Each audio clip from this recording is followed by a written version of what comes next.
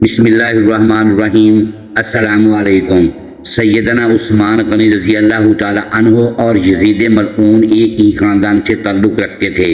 امیر المومنین حضرت عثمان غنی رضی اللہ تعالی عنہ بنی امیہ کے کس خاندان سے تعلق رکھتے تھے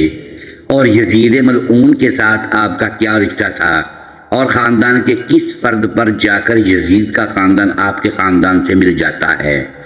نیز حضرت امیر معاویہ بن ابی سفیان کے ساتھ آپ کا کیا رشتہ تھا؟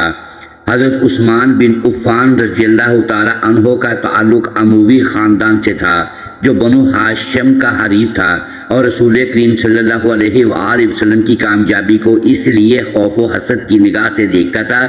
کہ اس طریقہ سے عرب کی سیادت کی باغ بنو امیہ کے ہاتھ سے نکل کر بنو ہاشم کے دستے اقتدار میں چلی جائے گی۔ یہی وجہ تھی کہ عقبہ بن ابی معیط اور ابو سفیان وغیرہ اس تحریک کے دبانے میں نہایت سرگرمی سے پیش تھے، لیکن حضرت عثمان بن عفان رضی اللہ تعالی عنہ کا آئینہ دل خاندانی تعصب کے گرد و غبار سے پاک تھا، اس لیے اس قسم کی کوئی پیش بینی ان کی صفائے باطن کو مقدر نہ کر سکی۔ انہوں نے نہایت آزادی کے ساتھ اپنے خاندان کے خلاف اس زمانہ میں حق کی آواز پر لبیک کہا، جبکہ صرف 35 یا 36 زنوں مرد اس شرف سے مشرف ہوئے تھے۔ حضرت عثمان غنی رضی اللہ تعالی عنہ 576 عیسوی یعنی عام الفیل کے واقعے سے تقریباً 6 سال بعد طائف میں پیدا ہوئے۔ آپ عشرہ مبشرہ یعنی ان صحابہ کرام میں شمار ہوتے تھے جن کو اللہ تعالیٰ نے دنیا میں ہی جنت کی بشارت دے دی تھی۔ آپ کے 4 بیویاں سے 9 بچے تھے، اور ان سب سے نمایاں آپ کے 4 بیٹے تھے۔ حضرت عثمان غنی رضی اللہ تعالی عنہ کا ذُو نورین کہا جاتا ہے، یعنی 2 نور والا، کیونکہ آپ واحد صحابی ہیں کہ جن کے حصے میں پیغمبر الزمان نبی صلی اللہ علیہ وآلہ وسلم کی یکے بعد دیگرے 2 بیٹیاں نکاح میں آئیں، یعنی حضرت سیدہ رقیہ رضی اللہ تعالی عنہ اور سیدہ ام کلثوم رضی اللہ تعالی عنہ آپ کے نکاح میں آئیں۔ اور اب تک کی تمام روایت سے یہی ثابت ہوتا ہے کہ آپ تاریخ انسان کی وہ واحد شخصیت ہے جن کو یہ شرف حاصل ہوا کہ اس کے نکاح میں کسی بھی نبی کی 2 صاحبزادیاں آئیں، بلکہ نبی کریم صلی اللہ علیہ وآلہ وسلم نے فرمایا کہ اگر میری 4 بیٹیاں ہوتی تو میں چاروں کا نکاح عثمان غنی سے کرتا۔ آپ قریش کے انتہائی مالدار انسان تھے، اتنے مالدار تھے کہ جب مدینہ طیبہ ہجرت کے بعد مسلمانوں کو پانی کا مسئلہ درپیش آیا تو آپ نے ایک یہودی سے 20,000 درہم کے عوض ایک کنواں خرید کر مسلمانوں کے لیے وقف کر دیا۔ 20,000 درہم اس دور کی ایک خطیر رقم تھی جو شاید ہی اس وقت اسلام قبول کرنے والے کسی مسلمان کے پاس ہوگی۔ آپ کی اس سخاوت کی وجہ سے نبی کریم صلی اللہ علیہ وآلہ وسلم نے آپ کو غنی کا لقب عطا کیا۔ آپ کے والد عفان بن ابو العاص تھے جو کہ 6 صدی عیسوی میں عرب کے ایک مایہ ناز مالدار تاجر تھے جن کے پاس سینکڑوں قافلے عرب سے مختلف ملکوں میں تجارت کی غرض سے جاتے تھے۔ آپ کے والد ہی ان قافلوں کی نگرانی کرتے تھے، اور پھر اسی طرح جب وہ ایک تجارتی سفر پر تھے تو راستے میں ہی ان کا انتقال ہو گیا۔ یوں سیدنا عثمان غنی چھوٹی عمر میں ہی ایک وسیع تر کاروبار کے مالک بن گئے۔ عثمان غنی کے دادا ابو العاص تھے۔ ابو العاص کے 3 بیٹے عفان، الحکم اور مغیرہ تھے، یعنی حضرت عثمان کا شجرہ یوں بنتا ہے کہ عثمان بن عفان بن ابو العاص بن امیہ۔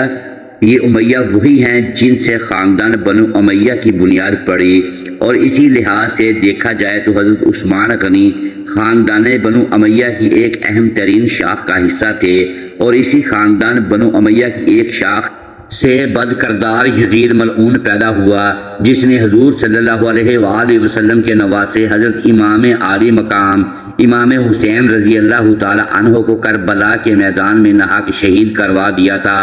الحکم اور المغیرہ آپ کے سگے چچا ہیں۔ جب ان کو اپنے بھتیجے کے اسلام کے قبول کرنے کے بارے میں علم ہوا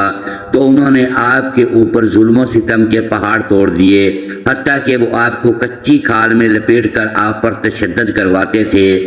کہ کسی طرح سے آپ اسلام سے متنفر ہو جائیں اور مشرکانہ زندگی کی طرف واپس لوٹ آئیں۔ لیکن آپ نے اسلام قبول کرنے کے بعد ہر ظلم و ستم کو برداشت کرنا تو گوارا کر لیا، لیکن اسلام اور اللہ کے رسول صلی اللہ علیہ وآلہ وسلم کی رفاقت کو چھوڑنا اور ترک کرنا قبول نہ کیا، حتیٰ کہ آپ کو اپنا آبائی وطن بھی چھوڑ کر کہیں اور جانا پڑا۔ جب آپ امیر المومنین بنے تو آپ اکثر کہا کرتے تھے کہ مجھے اپنے خاندان سے اہل بیت اطہار کے بغض اور دشمنی کی بو آتی ہے۔ آپ نہایت دور اندیش، صوفی طبیعت اور درویش سخت انسان تھے۔ یہاں ایک اور بات بھی بتاتے چلیں کہ مروان جو آپ کے دور حکومت میں آپ کا مشیر خاص تھا، وہ آپ کے سگے چچا الحکم کا بیٹا تھا، اس لحاظ سے آپ کا چچا زاد بھائی بھی تھا۔ ابو العاص کے تینوں بیٹوں کے علاوہ دو بیٹیاں، جن میں سے ایک کا نام صفیہ تھا جس کی شادی ابو سفیان سے ہوئی تھی،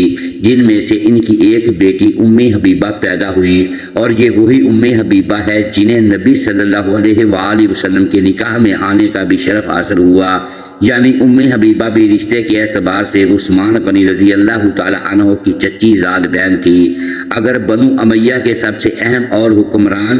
خاندان کی بات کریں تو اس خاندان کا جد امجد حرب بن امیہ تھا، جو کہ ام المومنین حضرت عثمان غنی رضی اللہ تعالی عنہ کے خاندان کے جد امجد ابو العاص کا سگا بھائی تھا، اور حرب بن امیہ کی وجہ شہرت اس کا بیٹا ابو سفیان بن حرب تھا۔ یعنی امیر المومنین حضرت عثمان غنی رضی اللہ تعالی عنہ کے پردادا اور ابو سفیان بن حرب کے دادا ایک ہی شخص یعنی بنو امیہ بن عبد الشمس تھے۔ ابو سفیان نے فتح مکہ پر اسلام قبول کیا تھا، لیکن اسلام قبول کرنے سے پہلے وہ نبی صلی اللہ علیہ وآلہ وسلم کا سب سے بڑا دشمن تھا۔ آپ حضرت امیر معاویہ کے والد اور یزید ملعون کے دادا تھے۔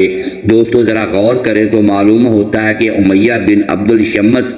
کے ایک بیٹے سے امیر المومنین حضرت عثمان غنی اور مروان بن حکم کا خاندان نکلتا ہے، اور یہ سبھی بنو امیہ ہی کہلاتے ہیں، جو تقریباً ایک مدت تک حکمرانی میں رہے۔ لیکن بنو امیہ کی وجہ شہرت ابو سفیان سے شروع ہوئی اور یزید پر اپنے عروج کو پہنچی۔ ان کے شجرہ کو مزید غور سے دیکھا جائے تو معلوم ہوتا ہے کہ معاویہ، مروان بن حکم اور عثمان بن عفان رضی اللہ تعالی عنہ چچا زاد بھائی تھے۔ ان کی اولادیں بھی آپس میں کزن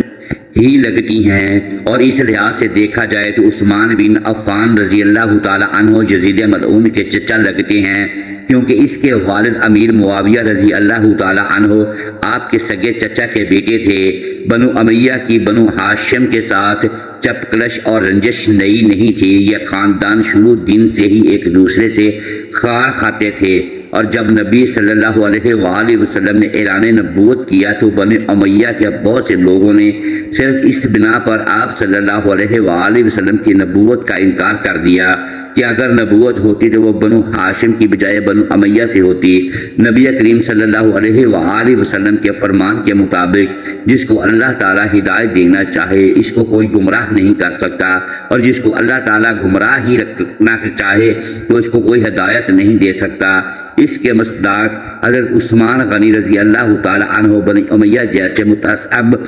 پسند خاندان سے ہونے کے باوجود نبی صلی اللہ علیہ وآلہ وسلم کے جانثار اور صف اول کے صحابہ کرام میں شمار ہوئے، بلکہ مسلمانوں کے خلیفہ بھی بنے، اور انہوں نے دنیا میں ہی نبی صلی اللہ علیہ وآلہ وسلم کی زبان اطہر سے جنت کی بشارت بھی پائی، اور ایک بار نہیں بلکہ 2 بار دنیا میں ہی جنت کی بشارت بھی